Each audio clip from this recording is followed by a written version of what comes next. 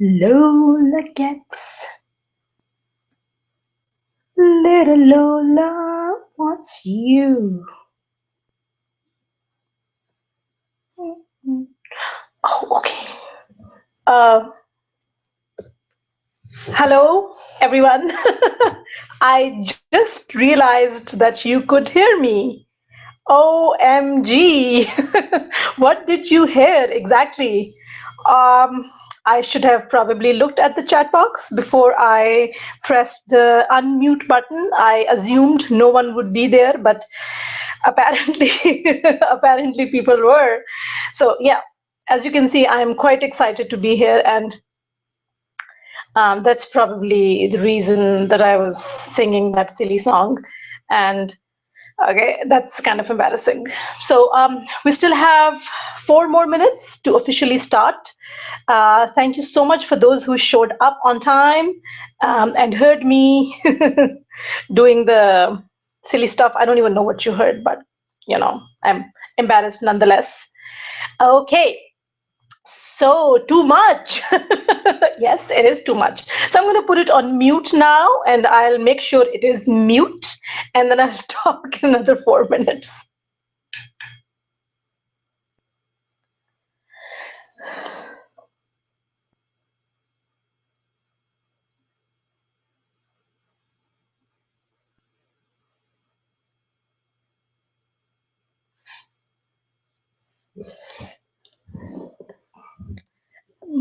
Regrets, little.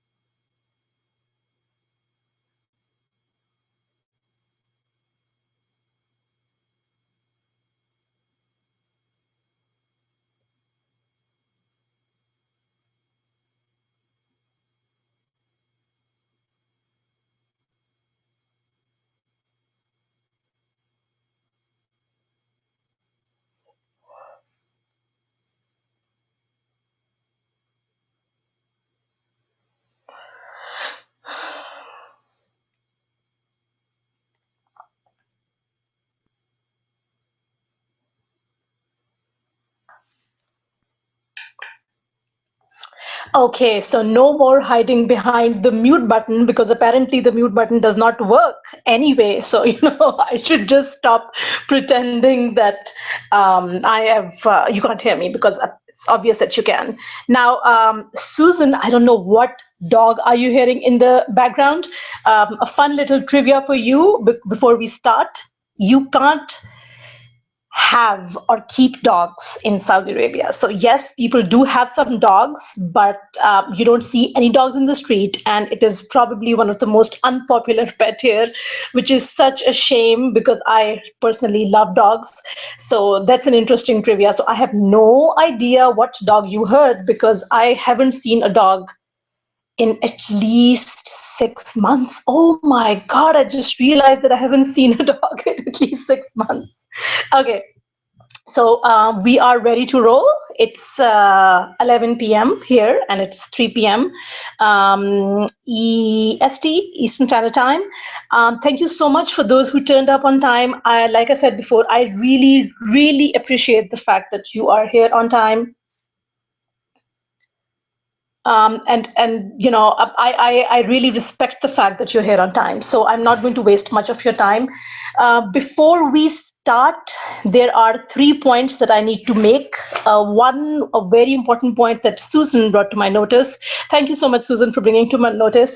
And I just want to talk a little bit about that, which is that those people who are in the PH Lab, they signed up either today or yesterday, and they still haven't received their login information, please send me an email to bushra.azhar@gmail, and I will resend you your welcome emails. But do bear in mind that sometimes it takes up to 24 hours to receive your login information. And as long as you have the receipt and you have the access link, which you will be redirected to as soon as you make the payment, you should be good. So just bear with me. Sometimes it takes a little time to receive the login information.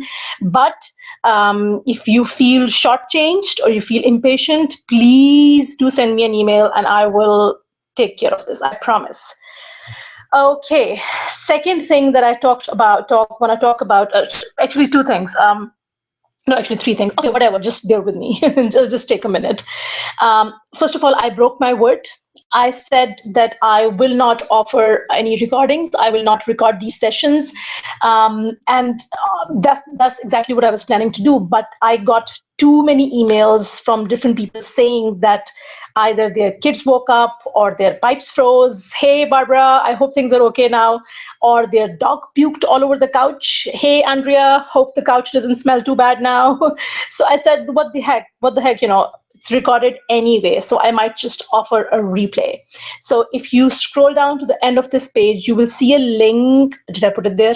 Okay, I don't remember, but I can send you a link to the replay, which is valid for another 24 hours. So if you do want to, you didn't get to catch it the first time when we did it yesterday live, you can access it there. Okay, before I continue on, can someone tell me that, okay, that you can hear me all right? Yes, if you are, if Oleg is telling me that yes, he understands Saudi Arabia, that's obvious that you can hear me. So I think we are good, right? Yes, we are good. And okay, so we have about 27 people on the chat. I think we are good to go. We are 3 minutes past the time. Okay, one more point that someone raised yesterday after an email, and I really would want you, they sent me an email and they talked about this, and thank you so much for pointing that out, because I know that sometimes my brain, my tongue goes faster than my brain, and I talk very, very fast. And when I'm excited, I do that a lot. So whenever I'm going super fast and you cannot make head or tail of what I'm saying, tell me to slow down. I swear to God, I will. When I used to teach at the university, my students had standing instructions that if they ever come back to me and tell me they didn't understand anything because I was going too fast, I will slash their throats. Not really slash their throats, but they knew that they have to tell me to slow down because sometimes I just go too fast. So please feel free to, let me know that I'm going too fast and I will stop. Then another point that I wanted to make, someone got very upset after the webinar yesterday because I used the term, I said $7, whereas the actual cost of the package was 7.95. And I probably should have been more careful. My first instinct was, it's no big deal, but really for some people it is a big deal. And if I came across as someone who does not have integrity and someone who was trying to fool you, I'm really sorry. That was not the intention. So from now on, we will say $7.95, not $7. Okay, and I'm still not done with making my point. So last point before we move on is that for especially for the training today, I have a dilemma. And the dilemma is that this session is all about how to sell during webinars. And I'm teaching you basically the exact strategies that I have learned, and some of them I have used personally with great mind-bending results. Just in case you did not know, I sold about 100 packages yesterday within 30 minutes. It was mind-bending to me. I still cannot get over it. Um, I just can't believe that I sold so many. So I think I am in a position to tell you what works and what doesn't work on webinars. But my dilemma here is that I can't possibly use what I'm teaching on you. You know what I mean? I'm teaching you these techniques. At least in this webinar, it doesn't make sense to use the same techniques on you. You know, it would be creepy and weird and I don't know, plain wrong. So here's what I'm going to do. I'm going to come right out and say that I have created a new offering. And if you like what you see in this session today, do check it out because it is very similar to what you will see here. It's a very structured, templated approach to business. There are scripts, there are proven methods that work in every industry. And the hot pink button that you see right underneath this video is what leads you to the sales page. And if you stay till the end, I will give you behind the scenes tour of what the Persuasion Hacks Lab is all about. But I will not be using any of the techniques that I will be teaching you because that, I don't know, that seems wrong. Okay, so 6 minutes to the introduction. Let me just see, take a look at the chat to see. Okay, see what I have here. I have so many familiar faces. Again, Ellie, why can't you hear anything? Okay, could someone help Ellie out? Just tell her if she can. Yeah, someone. Okay, thank you so much, Kelly. You already told her to refresh the page. Okay. Okay, David, you said that my accent and fast speaking makes it hard. Then don't be such a nice guy and tell me, Bushra, your weird South Asian accent coupled with your fast speaking whatever tornado tone that you have makes it hard for me to understand, and I will slow down, I promise. So don't be a nice guy. Okay, so moving on. Now, I know you're eating bonbons, then sit there listening to this, so I will keep it as short as possible. I made the same promise yesterday, and somehow it got dragged to more than an hour. I will try and keep this one shorter, but then again, there is a lot of material that I want to share with you. I would highly encourage that those who have already gotten into the PH Lab, please feel free to leave after I'm done with the meat and potatoes, so that you don't have to sit through the same experience that you sat through yesterday. And thank you so much for the honor of joining my mighty 300. I am very, very honored. What else? What else do I want to say? Okay, so this is the interesting part and the embarrassing part. I'm glad the whole family is sleeping. Okay, so I'm going to take 5 minutes to talk about the most embarrassing story I have ever told anyone. Then I'm going to spend 25 minutes crafting the webinar pitch. Then 5 minutes on what's next and 10 minutes on Q&A. There is also a very interesting session at the end of the webinar. If you want to stay back and see, I will be doing a live copy review of Elizabeth's sales page, which she requested me to do about 30 minutes ago. I have not seen the sales page. I haven't gone through whatever stuff she has, so I'll be doing it live. If you are interested, you need to, if you're interested, you can stick around and see, but that will definitely not be covered within this time frame. It is going to be after that. So the most embarrassing story I have ever told anyone, it's a 3-word story. And there are it's not a 3-word story, it's a 3-phrase story. A window cleaner, wrestler striptease, and a hotel room. Can anyone make a guess as to what this story is all about? anyone, because if any one of you has been in a similar situation, we should be best friends. So here's my offer. If someone can actually accurately guess what the story is about, and you're not already a member of the PH Lab, I will give you 1 full year of subscription free, because you would be my BFF if you could guess what this story is all about.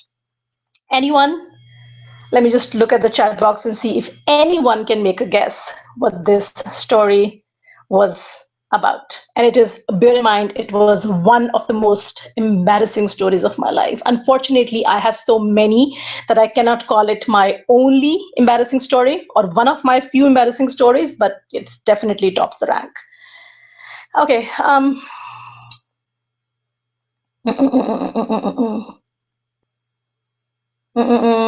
Any guesses? Did anyone come up with anything? You were spotted doing a striptease stripper routine. Oh my god, I love this. Okay, yeah, it's kind of, yes, it's kind of, yeah. So yeah, you're kind of close. Linda is close, but no one got the wrestler part right. That's the problem. That's the magic. That's what makes it the, because if you just got doing striptease, that's actually kind of a hot story, don't you think? It's not really embarrassing. It's not mortifying. So no, I did not hire a stripper to your hotel room. Who do you think I am? Or like, come on. I'm a respectable married woman with 2 children and a very decent husband. Don't. Okay. So this is what happened. When I was 24, I was offered a position with Ernst & Young in Abu Dhabi, and it was a really good position. So I went to Abu Dhabi. I was staying in this really nice fancy hotel on this like 35th floor.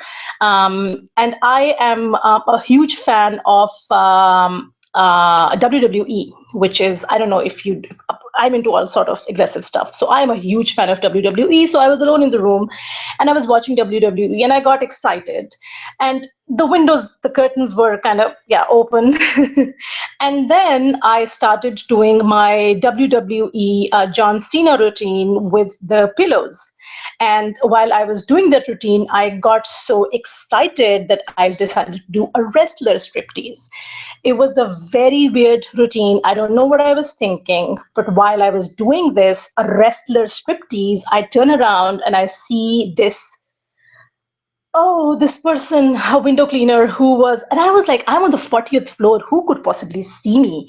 But there was this person and he was not even pleasantly surprised. It was like he'd seen the ghost of his grandfather. He was mortified and he was disgusted. And my body that time was not the body that I have now after 2 children. I would think it wasn't that disgusting, but the expression on his face was disgusted.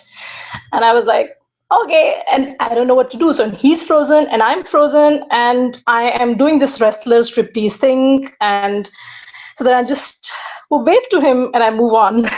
But I have not forgotten that day and I don't think I will ever forget that day. So this was the story. Okay. So yeah, this was the story. And just for your own sanity, never Google a wrestler striptease ever again. This is the kind of images that you would see. I just wanted to have something representative of my experience, but apparently my experience was so rare that this is all I found. So do not Google this term for your own sanity. Okay, those of you who don't know me, those of you who are joining for the first time today, my name is Bushra Azhar. I am the founder of the Persuasion Revolution. I have been in this business for about 9 months, and what keeps me going every single day is that I have managed to create a business where I can reach a staggering number of people every single day. I have had the pleasure of working with 750, and the number has now gone up because of so many people who signed up to the PH Lab yesterday and today. And the number has gone up. And I just cannot wrap my head around the fact that I have had the pleasure of and honor of working with so many beautiful people from all around the world. This is what keeps me going. And what else keeps me going is this. These are my children, my boy who's 8 and my daughter who's 6. She is a spunky little thing, kind of like me, I would like to think, with a little more fun in her bones, but very much like me. They are, oh, they are the light of my life. I'll just leave it at that. So I don't just do this. I also have a corporate consulting a practice. I'm a management consultant, so my work is divided in three equal parts: my family, the persuasion revolution, and my consulting business. So that leaves me with very little time to do anything else, but I would not have it any other way. This is also why I do what I do. The whole idea of getting people who have never met you, the people who have never seen you, people who are complete strangers to you, share such love and affection for you, is something that I have not experienced. The culture where I come from, you don't really show affection to strangers. So experiencing this firsthand only because I run this business is, I am gratified, I'm humbled by all the love that I receive from all these different people. And I just want to thank you, each one of you who showed up tonight and, they just keep me going. Thank you so much. I'm about to cry, so I'll continue on.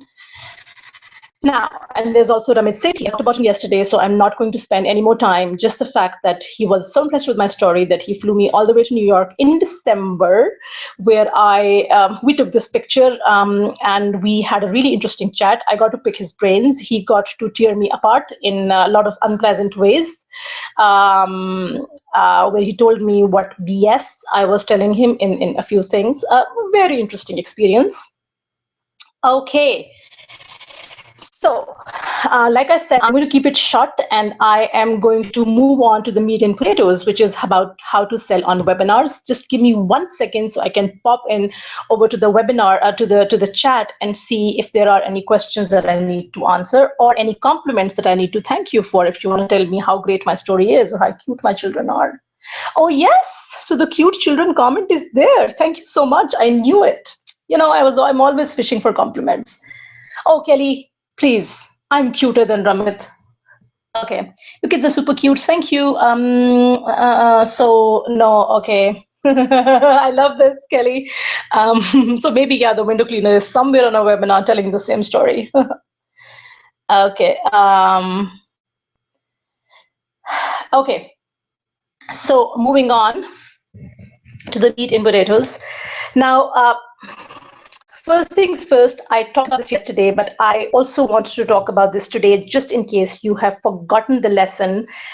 And the lesson was all about why when you think that you need to persuade people for them to take the action that you want them to take, why is that wrong? Because persuasion is not about what you do to a person. Persuasion is what that person does to herself. So everything that I teach, when I say psychology of persuasion, I don't teach you tactics that you need to do, monkey dance that you need to perform to get people to like you and buy from you.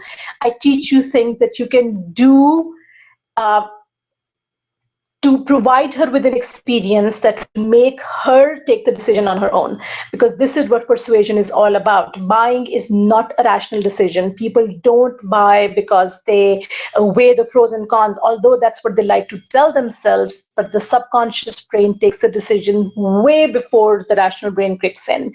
And the whole idea of persuasion is to get her unconscious brain to make the decision in your favor. And that's what the backbone of everything that I teach is all about. Okay.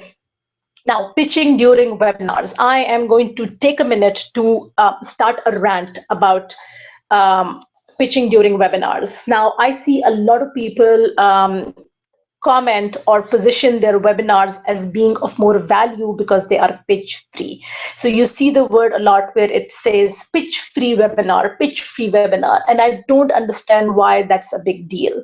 When did pitch become such a dirty word? Why is an exchange of value considered a wrong thing?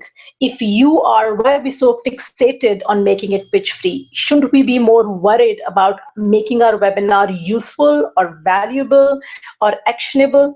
Because honestly, if you believe in exchange of value, you would not worry about a pitch. Why would you? You took value from that person she gave you such great value in the webinar, then she has the right to actually ask you for the sale. She has earned the right to ask you for the sale. She's not forcing your hand to buy from you, but it's all about exchange of value. And if you believe in a fair marketplace, then why is a pitch during a webinar such a bad thing? So I really want to, kind of want you to think of these in these terms and step out of any shame that people try to put you into, saying you should not pitch during webinars, or your webinar should be pitch free, or a pitch free webinar is a great thing. Why? When did that happen? That's rant number one. The other thing that I want to talk about is to please, for the sake of all things holy and all things yummy in this world, please make your webinars actionable, make your webinars useful, because what's the idea of sitting behind a computer and talking to a blank screen or talking to a camera without providing anything of value? So provide actionable steps, specific actions that they can take. To actually move their whatever their project is forward. And when you provide something actionable, keep one thing in mind: whatever you offer at the end of the webinar should be an extension of what you teach during the webinar. What does that mean? What it means is that if you are selling a 3-week course on how to run Facebook ads, A to Z, everything that you want to run and create Facebook campaigns, for example, then your webinar could be about how to create perfect perfect Facebook images. If that's how you will, and when you run the webinar, you teach them everything that you know about creating perfect Facebook ad images. And then whatever you're selling is a natural extension of what you teach them during a webinar. Don't teach something in a webinar that has absolutely nothing to do with what you're selling at the end, because if you do, there is no connection, and the person who goes through this webinar with you will never be able to connect the dots. Okay, how? And remember, yesterday we talked about moving the mental needle. They need to move their mental needle to the next step in order to, and in order to make that happen, you need to make sure that whatever you sell during a webinar is a natural extension of whatever you teach during a webinar. So 2 takeaways from the rant: never be ashamed of pitching during a webinar. It's your right. It's all about the principle of exchange of value. And number 2, whatever you sell during a webinar should be a natural extension of whatever you are teaching in a webinar. Okay.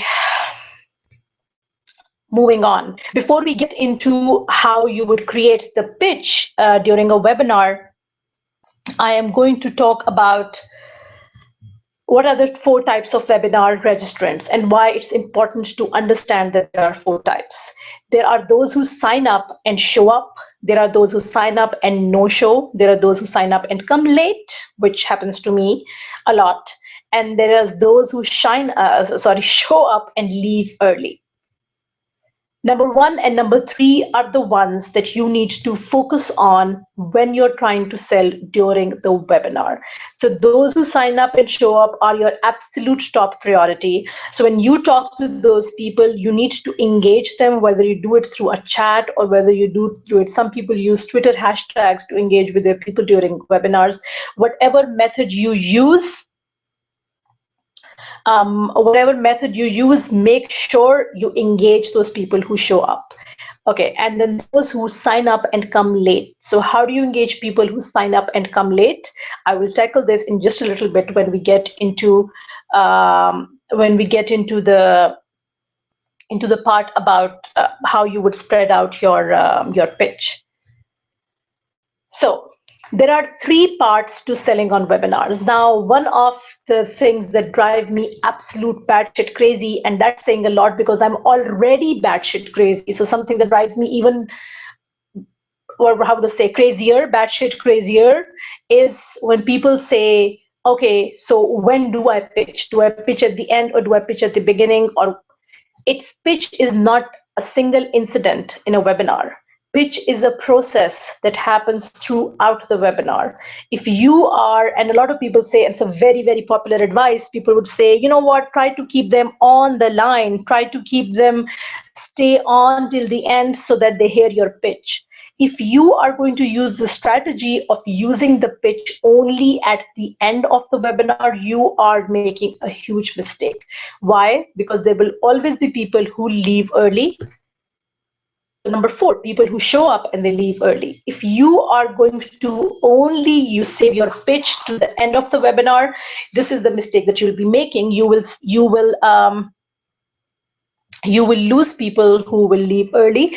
Plus, you will the interest and the excitement is highest when they join, and as you move through the webinar, the interest and the excitement, it falters, it goes down. Why would you want to save your pitch for the last when they are least interested and they're tired and they're hearing the same lame jokes over and over again? Why would you do that? So what I'm trying to tell you is that when you are selling on a webinar, which is an excellent, excellent, excellent opportunity to connect with your people, you have to do it throughout. It's a process. You have to do it from the start of the webinar, actually even before the webinar till the very end. And there are 3 phases that you need to tackle, and we'll go through each one of these in detail. The first one is priming. Priming is an excellent psychological principle, and we will talk about this in just a little bit. And then there is the actual pitch, which some people think that's the actual pitch. That's the actual pitch where you actually release or reveal your offer. And then the last one is the follow-up. And I think I spotted a question from David saying, have you ever done A/B testing on giving a pitch during a webinar versus not doing that and giving a pitch in the follow-up email? No, I have not tested this. My first webinar was yesterday. My first live webinar was yesterday.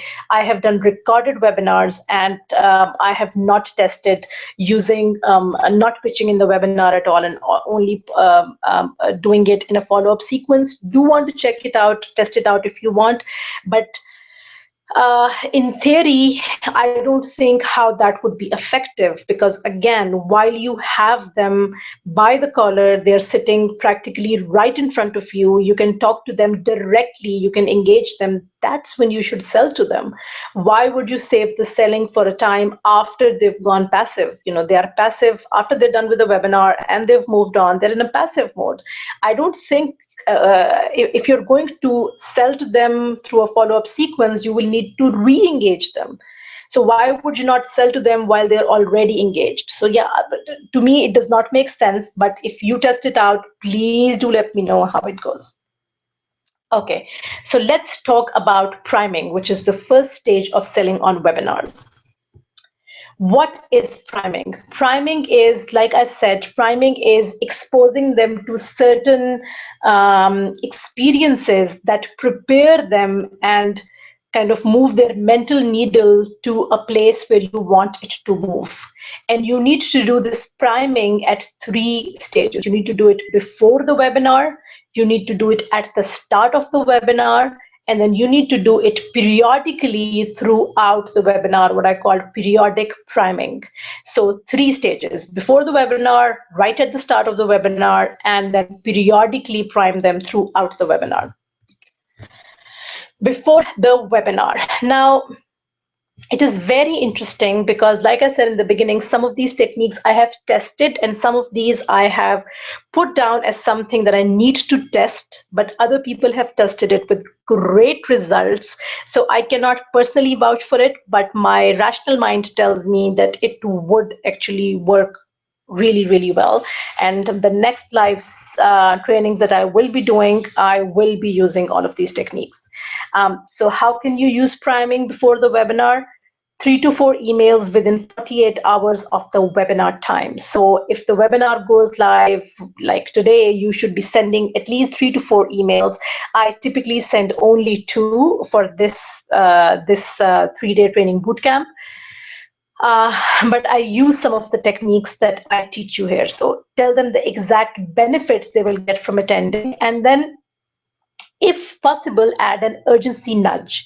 Now, an urgency nudge could be a countdown timer that appears in your email, or it could be a tab that they can click to add the webinar to their calendars. I am definitely 100% going to experiment with adding it to their calendar, because I think that's a brilliant way to make sure they don't forget it, because that's what happens. A lot of people don't show up because they don't schedule it in their calendars, and I personally live by my calendar. So if it's in my calendar, it gets done. So how do you make that happen? If you scroll down to the very end of this page, you will see two links. One link will actually show you how you can set up a link that you can, or a code that you can put in your email or on your website or on your landing page, where people can click it to add to their calendars. It's a step-by-step instructions for iCal, Google Calendar, and all these different calendars. I think you will find it very, very useful. The other link is to a countdown timer that you can put on your landing page. You can put it in any email that I'm definitely buying. It's put it in an email, so it's you can put it in email saying 3 hours to go before the webinar, so it creates a sense of urgency. And the best part is that this countdown timer is for $7. So even if it's a flop, I have not bought it yet, but even if it's a flop, what the hell, it's $7. So you will find the links right beneath the chat box. What else can you do before the webinar? You can hint at some sort of a secret.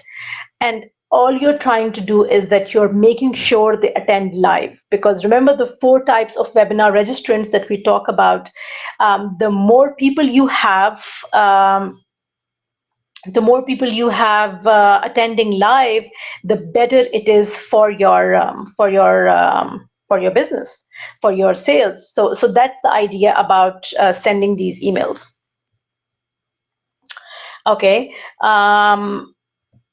At the start of the webinar. So at the start of the webinar, when you're introducing yourself, and I see so many people who introduce themselves, and the introduction is all about, this is who I am, this is how much money I make, this is who I was, this is how my life changed, and all that is great, absolutely. Okay, so someone is, sorry, I need to stop. I think someone said the chat is not working. I don't know why that is happening. That shouldn't be happening, but let me just refresh it, make sure it's working. Okay.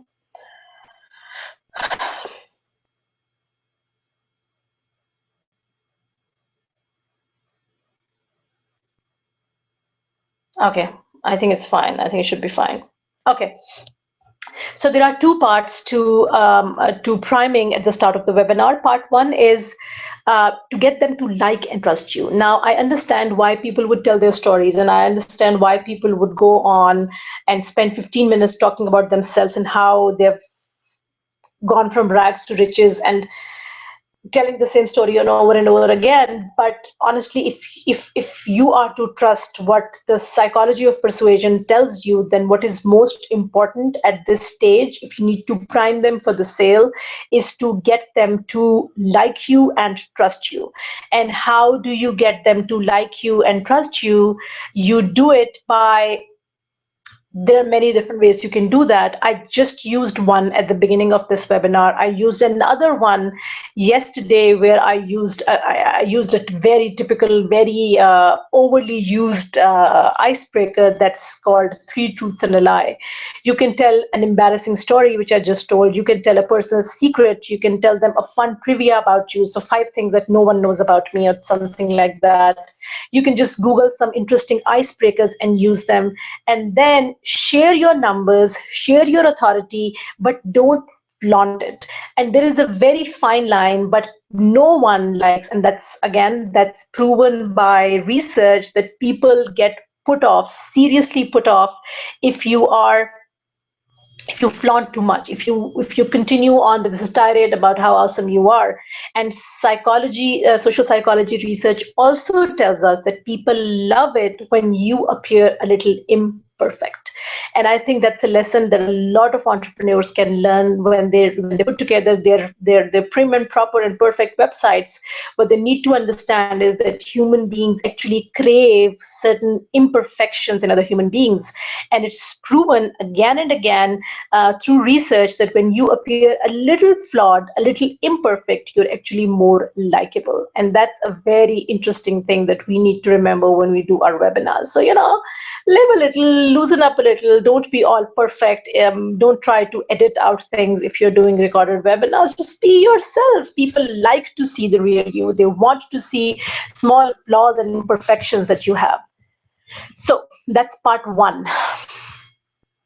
Part two of how to prime them for the sale at the start of the webinar is to make sure that they stay till the end of the webinar. So the priming that you're doing at the start is twofold. One, you're trying to make them to like you and trust you, and two, you're trying to make sure they stay till the end. And how do you do that? You can open a curiosity gap, or you can hint at a special surprise. You can tell them how the end completes the picture, something similar to what I used yesterday. So I said, I'm going to tell you what happens after that. Where do you go after you are done with watching this webinar? And so I primed you, not them. I primed you to actually expect me to tell you how you can take the next step, how you can complete the picture. And that also really helps to prime them. You can also tell them that you will share real life case stories. And this is very interesting. It's a very interesting way to get them to stay, because what you're saying is that, guys, whatever you're learning in this webinar, it's not just theoretical bullshit. If you stay on till the end, I will share actual case studies of people who have used these exact techniques and changed their lives. And those case studies are actually testimonials for your main offer. So this is one way of getting them to stay on till the very end. Okay. During the webinar. So I know that when you do webinar, you want to be all, whimsical and impulsive, and you don't want to plan, and I don't like to plan as well. But just remember that you have to periodically prime them, because you also have to keep in mind that there will always be people who arrive late. So not everyone will show up on time, and because they don't show up on time, you want to make sure that when they do come, you prime them for the sale offer that you're going to make to them towards the end of the webinar. If you can give me a minute, I'll just take a sip of water, please.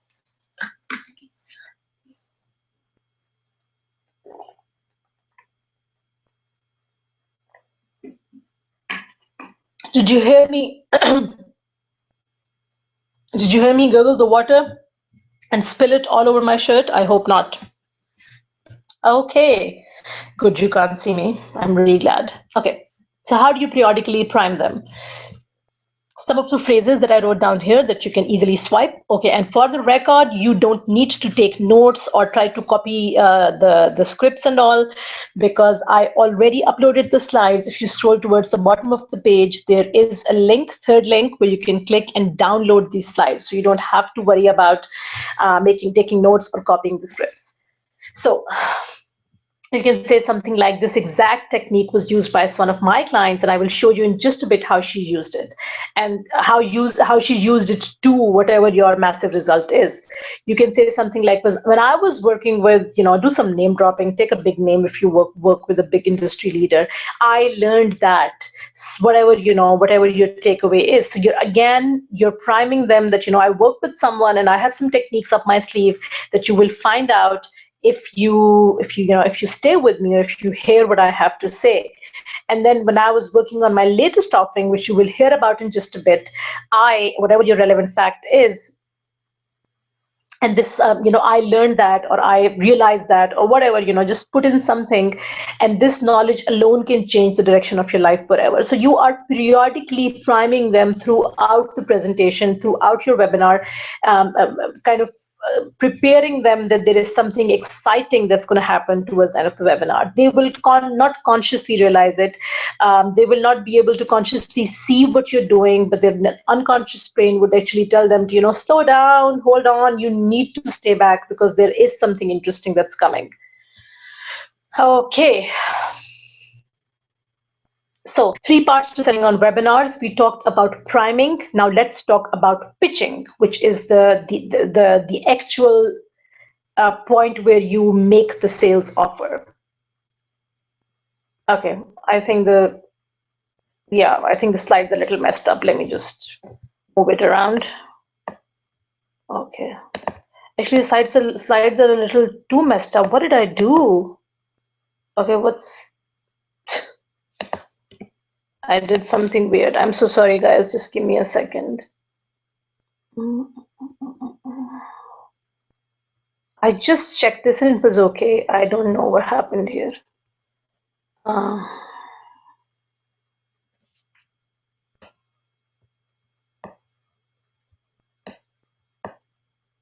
Okay, why isn't it moving up? No. I'm so sorry, people. This is really embarrassing. Okay. Actually, no, the slide was okay. I don't know why I freaked out. I'm so sorry. Okay, so pitching. So what does your pitch look like? How do you craft the pitch when you are done with giving massive value on the training?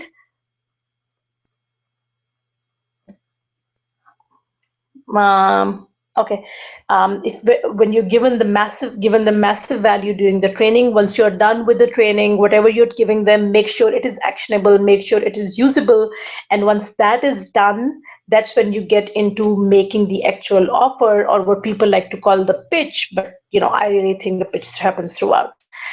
So what do you need to do in that pitch? You need to tie it to the priming that you did, or tie it to the meat and potatoes. Now, I will go back to the same point that I made in the beginning, that whatever you are teaching in the webinar has to tie in with your eventual offering. Otherwise, the transition is really difficult to make. You can't be teaching them one thing in the webinar and selling them something entirely different at the end.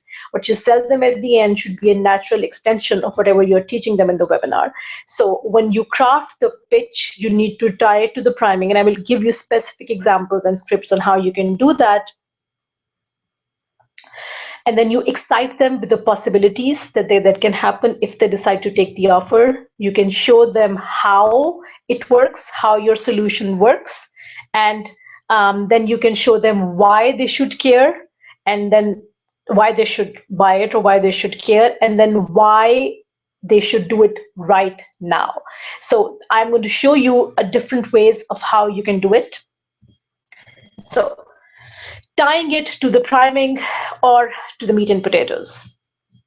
You can say something like, we've come to the end of this magical journey. God, that sounds so Disney. And like all things Disney, the ending is happy ever after if you choose to take the next step. Now, let me tell you that not all souls are brave enough to take this skill to the next level.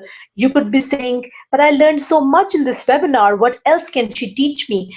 So I just want you to take a moment and see what I am doing here in this script. This script is not a random ramble. It's very carefully drafted, because a lot of people, when they sign up for webinars, they tell themselves, you know what, I learned so much in the webinar. What else can she possibly teach me? It's a very valid objection, even if people do not come out explicitly and say it. So when you spell it out in these terms, it's like, oh my God, she's reading my mind. So does she really know that this is what I'm thinking? So that's why I've put it there. The other reason, so the line before that, where you're saying that not all souls are brave enough to take this skill to the next level, you are kind of daring them to take that challenge. And people like taking that dare. People like to prove that they are different than all the others. And that's the reason that line is there. So none of those lines or sentences are there because I like them. They are there for a reason. So, and then you'll say, well, remember that I told you about whatever you used in the beginning. Now is the time to open the kimono. You ready? So that's your hook for your pitch. That's not your entire pitch, but that's how you start your pitch. Then you will excite them with the possibilities. Now, the possibilities that you will excite them with are obviously the benefits of your program. But for the sake of all things holy and all things yummy, don't use the word learn or teach. No, no, no, no, no. No one wakes up in the night, in the middle of the night, and thinks that she needs to learn more things. No one wakes up dying to get more information. People have lots of information. People have enough information. So please, when you're trying to sell anything, or especially when you're trying to sell something live, do not use the words like learn or teach or no, no, no, no, no, no. You need to tell them what they will get, how they will change. So some examples: instead of saying you will learn how to lose that belly fat, you should say you will lose that belly fat, not fat, belly fat, and rock that bikini. Instead of saying I will teach you how to manage your stress and have more energy, you should say you will have more oomph and zero stress, so that you can spend more time with people you love and get out of each bed. Get out of each bed. Oh, okay. No, no, that's not what I mean. That sounds very wrong. Get out of bed each day bursting with energy. So you have to focus on what they will get, how they will change, what is the eventual outcome. Do not, even if your offering is teaching them to do a certain thing, no one wants to learn more things. Yes, there are people who are learning junkies, probably like me, but most people, when they pay for something, they want to get a specific outcome.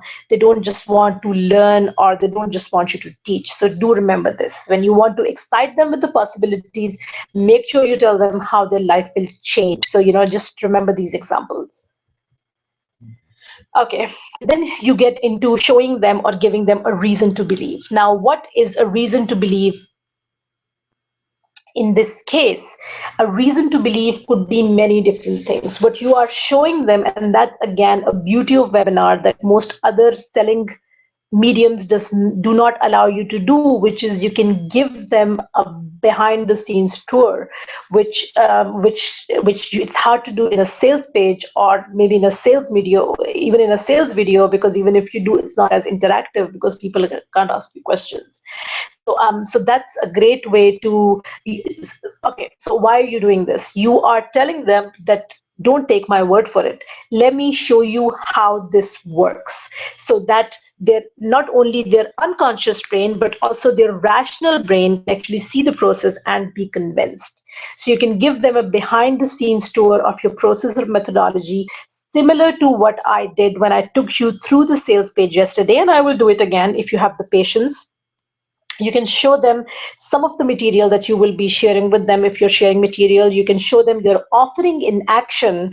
Actually have someone use it and show it to them in a video or whatever. Show them how you created it. So show them the birthing process, and that's very common to what you see. For example, I've seen Marie Forleo do this, where some of our webinars, I think in this launch or before, I don't remember, where I saw her take people through how the whole idea of her programs come about, how they conceptualize it, how it comes to life.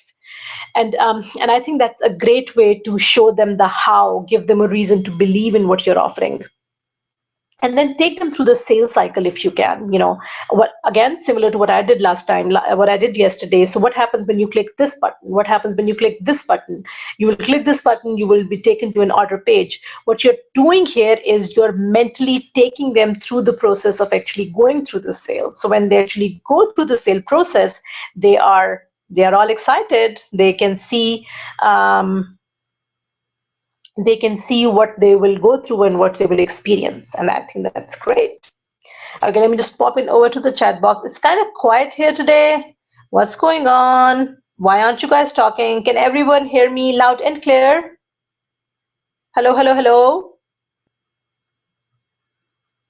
Can everyone hear me loud and clear? Yeah? No?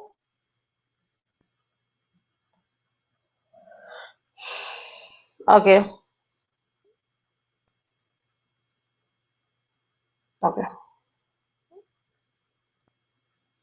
Okay, I don't know if anyone can hear me, but I will get a point if you can't. So I'll continue on. Okay. Next up, you need to show them why they should do it right now. So you already showed them why they should do it and why they should. You've excited them. You showed them how. You've given them reasons to believe. Now you need to tell them why they should buy now, now, now. So there are two formulas that I'm sharing with you that you can use. Okay. Okay, okay. It's not letting you chat. Oh my God. Oh my God. Oh, oh, oh. Yes, taking notes so I can take it. Hey, Shannon. Hey, Monica. Love you, babe. Susan is hearing you fine. Okay. Radhana, I love you. You're so cute. Okay. Everyone is here. Oh, yeah, I got everyone. Okay. Okay. Okay. Got it. Great. Okay, so my formula number one is something that I personally love. It is using a little bit of reverse psychology. And those of you who are not familiar with reverse psychology, let me show you, before I show you the formula, let me show you what that means. So something like this. Don't hire us. So, that's how the page opens. There's this huge, big banner that says, don't hire us unless you want to look amazing in crush your competition. So, and this is, by the way, great copy. So, feel free to steal some of this copy.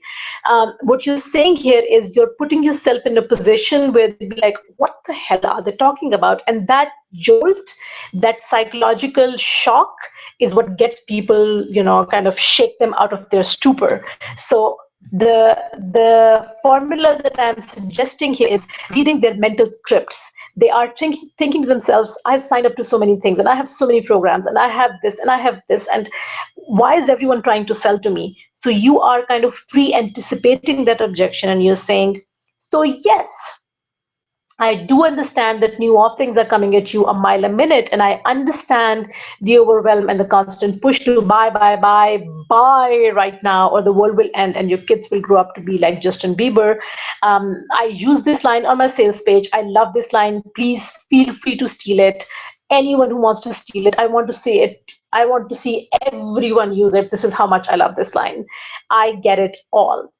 And then you are going and you are talking you can, okay, just a sec. Okay, I need to stop here and see. My very dear friend Miguel has to say something. You can hear me breathing. I'm alive. Of course you can hear me breathing. No, I understand what you mean. I do have, sometimes I hyperventilate a little bit, and sometimes I have to, just like this, I need to kind of gasp for air. That happens very often. It's nothing serious. I got it tested. But so happy to see you, Miguel. Okay, so what was I saying? What I was saying was that in this formula, you are doing two things. You're not only pre-anticipating the objections that they have, but you're also using reverse psychology. So you're telling them, you know what, I totally get it. And that's why I am going to go against the grain and I'm going to give you 5 reasons why you should not buy this offer. And then you insert some bullet points using reverse psychology. Do not buy this program if you're not ready to take action. Do not buy this program if you don't have time. Do not buy this program if you're happy with the status quo. Whatever you want to put in, using your particular niche, this is a great way to get them to take action. And then that's where the beauty comes in. The beauty of this formula comes in. And then you're saying, but if you are a rebel, if you are a rule breaker, an unconventional, ferocious son of a bitch, then you may want to check this out. And when you do, and like the badass that you are, when you sign up during the call, this is what you qualify for. And then you give them specific bonuses or special price that are only for fast action takers. So see what you've done here. It's very interesting. I personally love this formula. If I could, I would use it on you, but I'm a nice person, so I won't use it on you. So you're pre-anticipating their objections, then you're using reverse psychology, and then you're telling them, but if you are a rebel, everyone thinks that they are rebellious. Everyone thinks that they are rule breakers. So when you put something like this, they'd be like, yes, I'm a badass. Yes, I am a ferocious beast. I want to take action. That's what this formula is doing. And this is one example of psychology. And another example of reverse psychology, similar to what I showed before, is don't click here unless you want awesome web designers and developers. Now, I saw this, I picked it up in some sidebar, and I think it's a great use of reverse psychology. So you can use some of these similar to this. But really, if you want to swipe a copy, you have to use this. I love this. I probably will be swiping, going all over this. I think this is brilliant. Okay, formula number 2 for making them buy right now. It's a formula about how they can change their life in a very small amount of time. So, okay, how life changes in 5 minutes. Sorry, 3 minutes. What am I saying? How life changes in 3 minutes. In 3 minutes, you could go from whatever the existing situation is to the desired situation. In 3 minutes, you could go from dreading waking up each day to face whatever their daily struggle is, to one where you will jump out of bed every single morning bursting with excitement, and then add more situational before and after. Now, it does not really take 3 minutes, but it does take 3 minutes to actually take the buying decision and make the actual purchase. And that's what you're implying here. You're telling them that they are literally 3 minutes away from taking the action that will change their life. And use more situational before afters. What I mean by situational before afters is that this is how your morning look now. In 3 minutes, this is how your morning could look. This is how your afternoon looks right now. This is how your day looks right now. This is how it could look after you take the buying decision. And then you will go on and say, all it takes is 3 minutes. Do you have 3 minutes for yourself?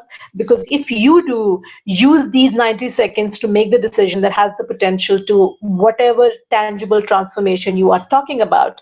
So if you are, for example, teaching a language, you could actually say these 90 minutes, you can make the decision that has the potential to take you from a blabbering, rolling over, you're mixing your R's with your O's, to actually speaking like a native. So you are taking a situational before after when you're asking them to, just in order to ask them to buy right now. And if you sign up before we wrap up this call or this webinar or whatever this is what you qualify for, and you give bonuses or special prices that are only relevant for fast action takers. So formula number 1 is reverse psychology. Formula number 2 is to do a situational before after and link it with the time it takes to take the purchase decision. So we've come to the last part of the process to sell through webinars, which is the follow-up. Now, follow-up is typically aimed at people who either never showed up or people who left early. And again, there are 2 approaches to do this. You can either use a hard sell approach where you will sell them emails and after emails and after emails, and it's very common and it's really icky, or you can use this sequence. Now, this sequence is it's a follow-up sequence. You can limit it to 2 or 3 emails based on how responsive people are.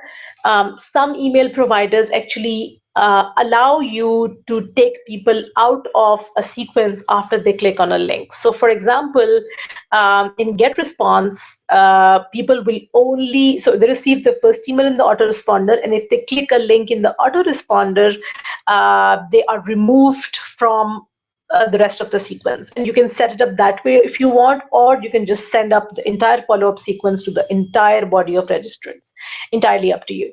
So what are you going to send them? You can either send them a replay link, or you can invite them to attend another live session. In my case, I will give you my example. Yes, I put together the replay because so many people requested it, but I know the reason that a lot of people did not get to attend live was because of the time difference. So I would be rather, I would actually be better off by doing another live session rather than doing a replay, because a live session, again, more interaction, gives you better chances to make the pitch and take them through the entire process. You can send them bullets or key takeaways, whatever the key takeaways from the webinar were. You can take screenshots of chat or webinar in session, which in retrospect, I should have totally done because in the session yesterday, there were some really interesting, hilarious comments in the chat yesterday. And I think I'm going to scroll up and see if I can take screenshots. You can use some choice quotes from people who attended or live tweeted. If your sales are remarkable after the live session, mention that. In my case, it was remarkable, and I am very, very grateful that it was so remarkable. If someone noteworthy showed up, mention that. There are times that people who are influential in your certain industry actually show up to attend your webinar. If they do, you should absolutely mention it in your follow-up sequence. Tell them what they missed. So if you had some fun moments or some exciting stories or something interesting, they should, or the fact that they missed a chance to ask you questions, or they missed a chance to interact with you, or some sort of fun that you had, you can mention it in the follow-up sequence.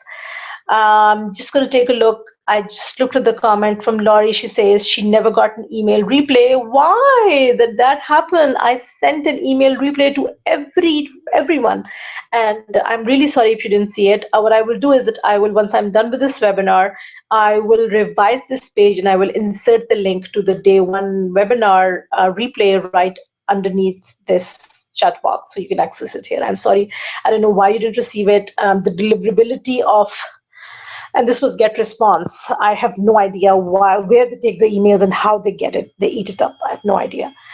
Okay. So we've come to the end of this training on webinars. And unfortunately, as usual, I went over time. I wanted to give you everything and I went over time. So my apologies for that.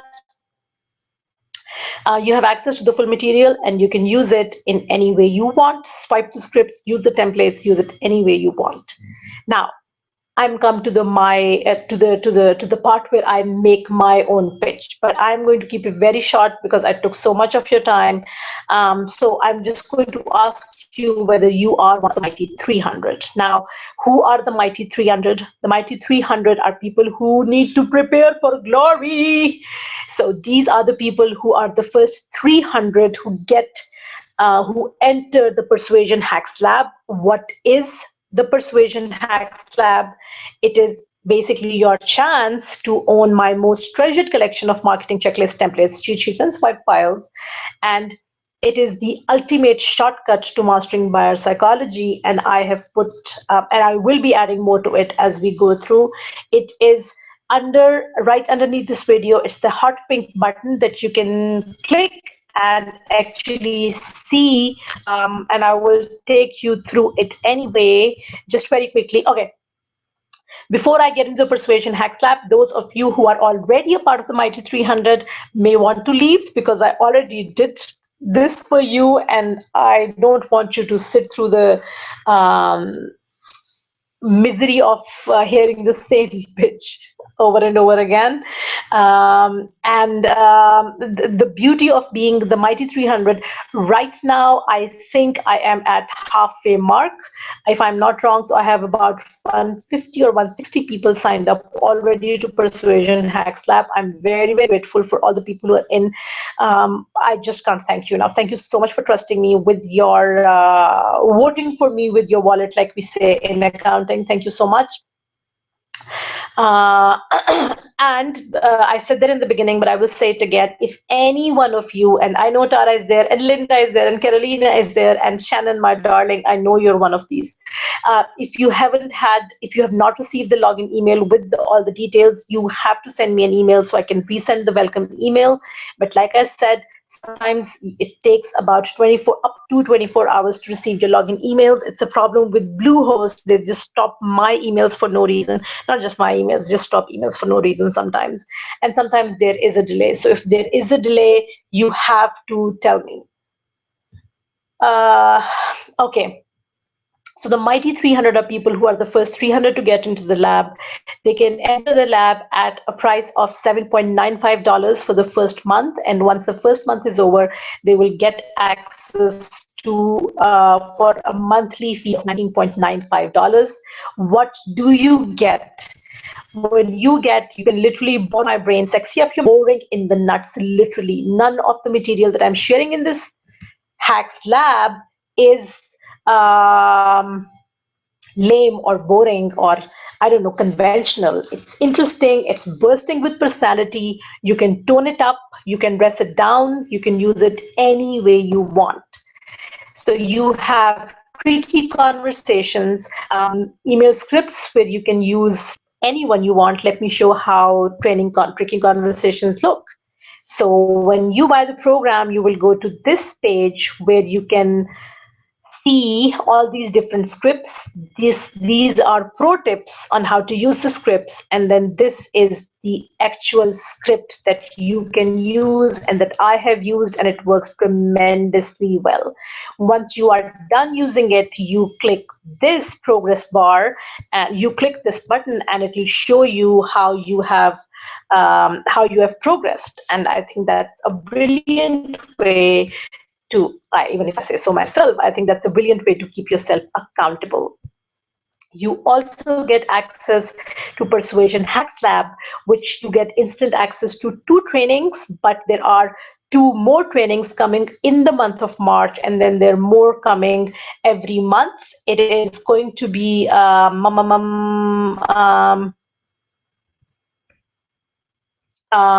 yes, so I will be taking your opinion on what you want to learn in the month of April. The month of March is now locked in, but going forward, you will be able to tell me and vote for what I should be covering. Then Words That Sell Vault. It's a very interesting vault. There's are all mini trainings that will actually give you step-by-step checklist, video trainings, and scripts that you can use. So there is one that you can use to when you can use to, what was it, revive a dead list.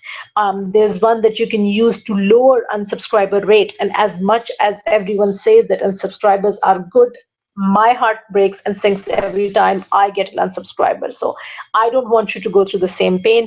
I have personally used this sequence to lower my unsubscriber rates. Not a sequence, these are specific steps that you can take, and you can use the same. Then there is a process to get people to confirm the subscription after they get on your list. And last, but my absolute favorite that I'm really, really looking forward to, are hot shit webinars. And hot shit webinars are where I take you behind the scenes and I will give you a tear down of the persuasion tactics that all these big guns use on their blogs, on their sales pages, their emails, their social media, everything. And then you can use these, and you can steal these, and you can do whatever you want with these. And I think that's super exciting, don't you think?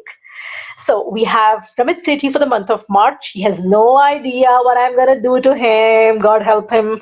And then there's Marie Forleo coming in April 2015. I will actually show you the exact strategies she used during this launch of B School. I'm super excited to share this.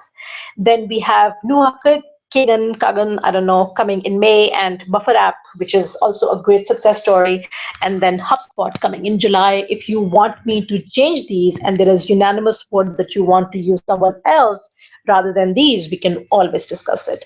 Ramit Sethi, I am definitely doing. You cannot stop me, but the others are, I'm flexible. I will listen to you. It's a democracy. Yeah, I will. Even if I live in a kingdom, I still believe in democracy. Okay. So every month I will be adding 2 to 3 new scripts, 1 to 2 new hacks, and 1 to 2 new words that sell training. You will also, and I keep forgetting to add it here, but let me just add it. Let me just say it right now. You also get access to the PH Lab community, which I will put together on Saturday. So you will get a link to join the community. You will also get 30% off everything or anything that I release in the years to come. And I'm in the process of developing a mobile app. And it's a very nifty piece of software where you have all these different scripts. It's called 60-second persuasion Facebook app, not a Facebook app, sorry, mobile app. And it gives you scripts that you can just copy and paste in your messages, in your emails, anything that you use on your phone. If you want to ditch someone for the dinner, or you want to break up with your someone, although breaking up on messages is highly not recommended, but if you do want to break up over a message, there's a script that you can use.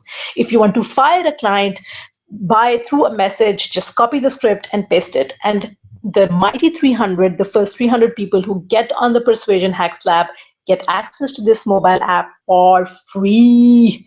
So I'm hoping that the mobile app will be out in a month or two. I'm keeping my fingers crossed. That's it. That's it. And there are many reasons why you should buy from me. I would not bore you, go through it, look at it in detail. What happens is once you click your button right here to buy this, you will be redirected to a secure page where you can enter all the details. It is not PayPal.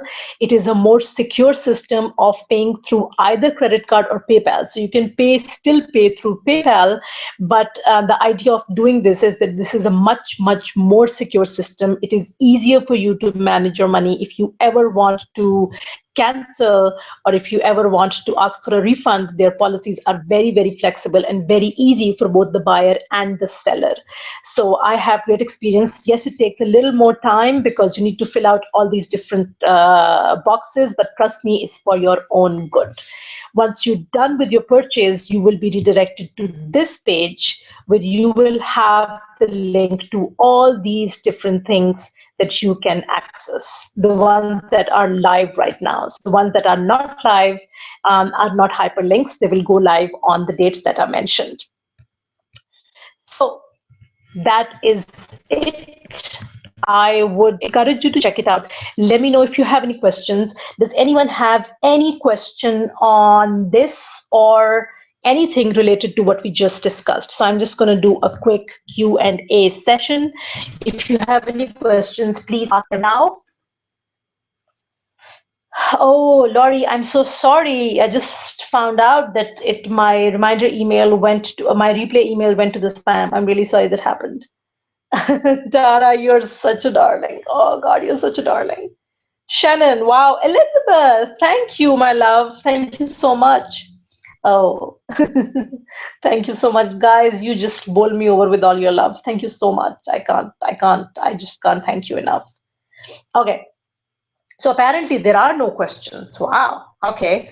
Kelly, yes, you're a mighty 300. Yes, I'm so excited. Okay. So if there are no more questions, I will move on to the live review of the copy that Elizabeth sent me. Now, technically, this webinar is over, but I'm just going to do this exercise because I promised her that I would. And I just want you, if you want to hang out and hang around and see how I do the teardown, you're most welcome to. So this is what she sent me. And she sent me that this, she has a program which is aimed at parents of high achieving high school students who want their kids to get into really good schools, but they're just worried that the kids won't stand out or they don't have high enough grades. Now, my solution is to say to them, stop worrying about SATs and grades and get your child to focus on becoming interesting. I think that is a great offering, Elizabeth. Congratulations. As a former university professor, as a former, I can tell you how important this kind of support is and how valuable this is for most people. And again, parents of high achieving students, they will always feel like their children are, probably not good enough or something, and I think that's great.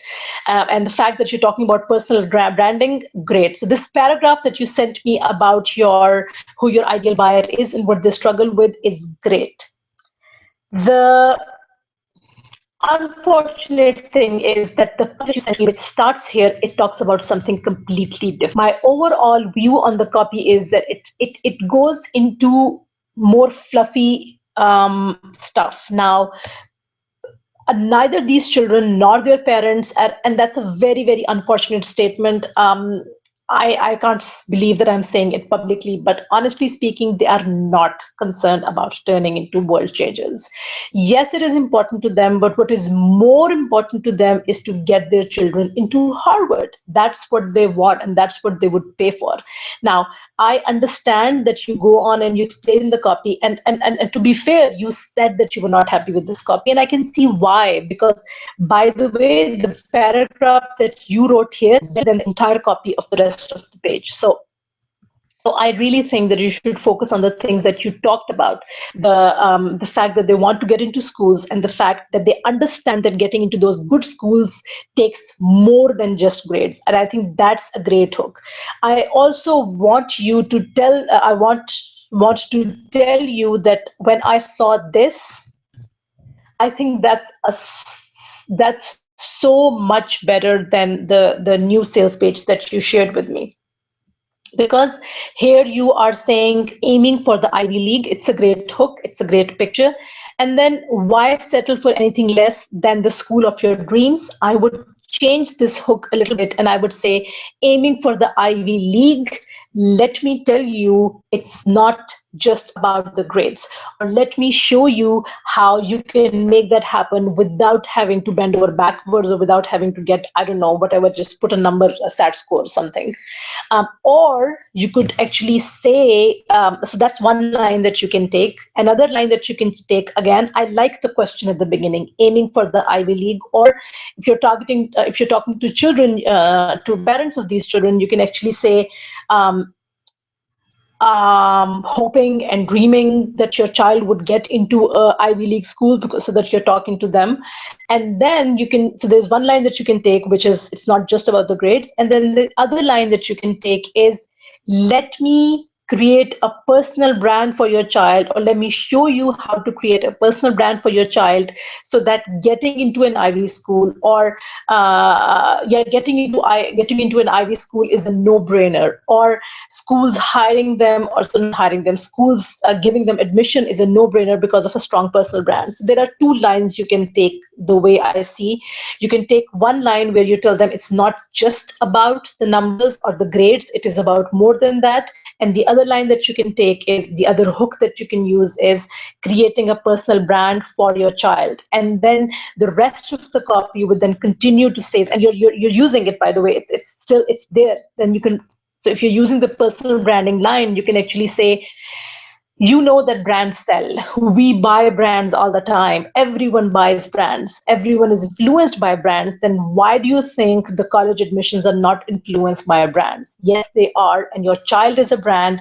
And this is how I can help you become, help your child grow their personal brand and stand out and not get lost in the crowd. So when you use the personal branding line, you could actually use the hook and the copy that's all about standing out in a crowd, not being one of the many who are applying. I would also use some statistics, things like, do you know that one in every, I don't know, 500 actually get into an Ivy League school? So you're kind of emphasizing the pain point that your child has to stand out. Um, One other thing that I recommend is to test this page, the one that you have right now, which is taking the stance of getting into admission is more than just the SAT score. Use this hook against the personal branding hook and see which one converts best. I think both are very strong hooks, and I think both can convert really well. If you are going to use this hook, my recommendation is to use, again, to show them, just as I talked about in the webinar right now, you need to show them a little bit about how your process works. And that how is really important, because it seems like, and I know it's not a full page, I know it's a registration page, but when you put together a sales page and you're making all these big statements, you need to give them a little inside view of how your process works. Because unless you do, they would not really believe you. You would come across as making a very big audacious claim. So when you put together a sales page, do mention how your process works. If you can do it in a step-by-step, step 1, this is what we do, step 2, this is what we do, step 3, this is what we do, that will be great. If you're using the personal branding route, I would highly encourage you in your sales page to talk about a few of the strong personal brands that we see in our, in around us. For example, a very strong personal brand is Richard Branson, and that everyone knows. You can also pick up, it's depending on if you want to pick academics who have strong personal brands, you can do that too. But highlight some of those personal brands and say, this is what creates a strong personal brand, and this is how I can make that happen for your child so that she stands out when she applies to all these big ass schools. Let me take the copy. Okay, so you're talking about the pain points. I think the pain points are fine. You need to put the pain points somewhere. What I would recommend is to put these in a more up to your ears in application builders. It's exhausting for you and your child. Sick of seeing your child stressed out, trying to highlight the special factor. This is okay, but again, depending on what hook you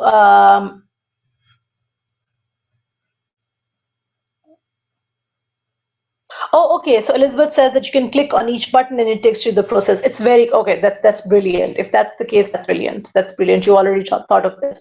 So if you're going to do, because I think this is a landing page. So if you want to create it into a sales page, I would recommend showing the process on that very page. Don't make them click away. The only place that they should click should be the place where they click to buy. No other clicking space. Only one clicking space where they can click and buy. So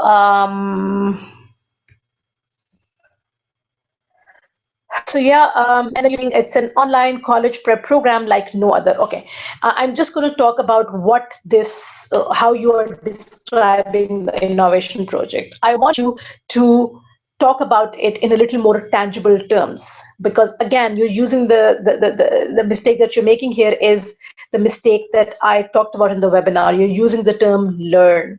Over the course of 4 weeks, students learn how to strengthen their applications. They discover how to differentiate themselves. Discovery and learning is not what people pay for. They pay for results. So you need to tell them. So I would reword it as innovation project. The innovation project, by the way, great positioning, is an online college prep program that will ensure that your child, if you're talking to the parent, strengthens their applications. I would use something more than strengthen their application. I would make it more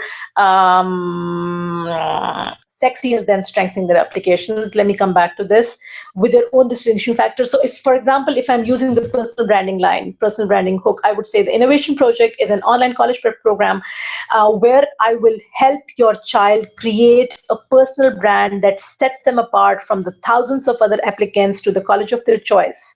They will not only differentiate themselves, but they will also not only differentiate themselves, but also, or they will differentiate themselves to as a bright young future, if you want to choose the world leader, whatever change maker, that the college admissions committee, for them, the selection would be a no-brainer. So you're taking that's your value proposition. You are telling them that you will create this particular thing. Okay, I'm going to come back to this question, Tara.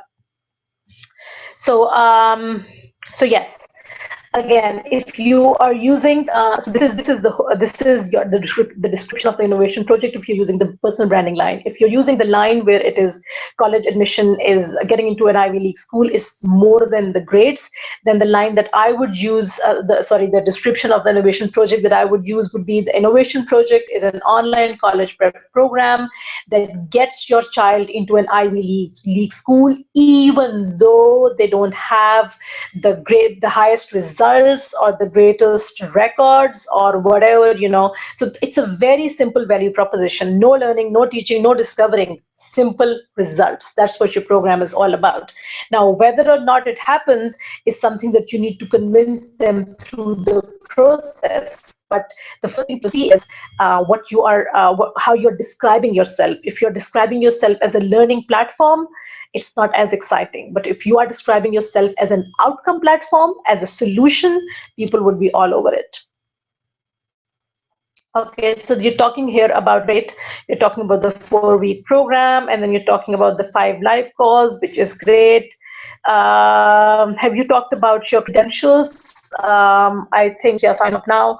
Yeah, I think it's you just need to kind of strengthen your hook. And yes, you do talk about why Elizabeth. You have some great testimonials on the other page, which I absolutely love. They seem very, very genuine. They seem very, effective. You can definitely do that. Definitely use that. So, yeah, I think that's all the feedback that I have. Of course, I've not gone through this in detail. If I were to do that, at least do these bare minimum things, and I think you'd be in a good position.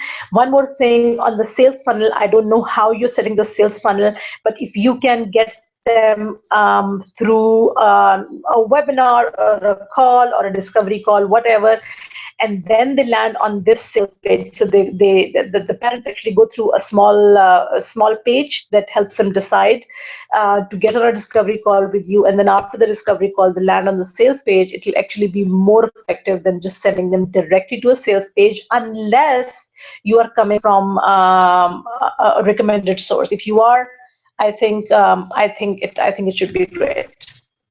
I think it should be good. So I really, really, really hopeful this was, not hopeful, I really hope that this was helpful. I'm really sorry I could not give you more time. I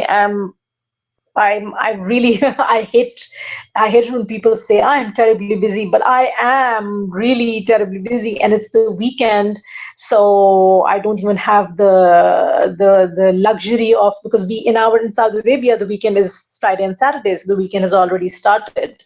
That means I don't even have the luxury of working during the working hour, during the school hours. And I know you have a 2-year-old. Please give her my love, or him my love, and I really hope this was helpful.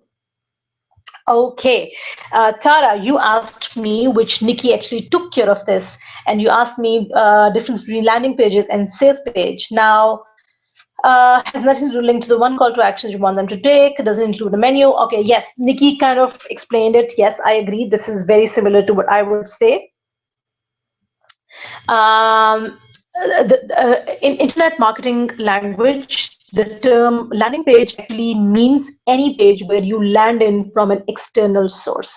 So Nikki explained it absolutely right. Landing page is somewhere, whether you followed a link on a guest post, or you followed a link on a Facebook ad, or you followed a link on a Google ad, and then you landed on a page. Typically, it's different from your home page because it is meant with one particular objective, which is to get them to do something. Now, in internet marketing, they use landing pages for both an opt-in page and a sales page. But typically, when I say I use the term landing page, and maybe I should be more careful. When I say landing page, I basically mean opt-in pages where people can get on your list. And when I say sales page, that's when people can actually buy from you. The common thing between those two is that, yes, absolutely, like Nikki said, it does not have any menus. There's just one way to get them to move forward, and that way is to actually buy from you or actually get on your list. So one single objective, no distractions, stay on track. So that's it. Let me just take a look if there are any more questions. My God, I'm really sorry it dragged so long. Yes, thank you so much, guys, for showing up. Thank you so much for all your time. I really hope this was helpful. If you have any questions, anything at all, okay, why am I showing you this? I'm really sorry. I'm really sorry. I probably need to edit this a little bit. So if you want to check out the Persuasion Hacks Lab, you should absolutely do that. I am putting my best work into the lab, and you should definitely get your own private master key to the lab. Thank you so much for watching. Thank you so much for taking the time to join me live. I will see you tomorrow with the next session. And if you are into coaching, you will love it because it's all about how to sell during a free call. I will see you tomorrow.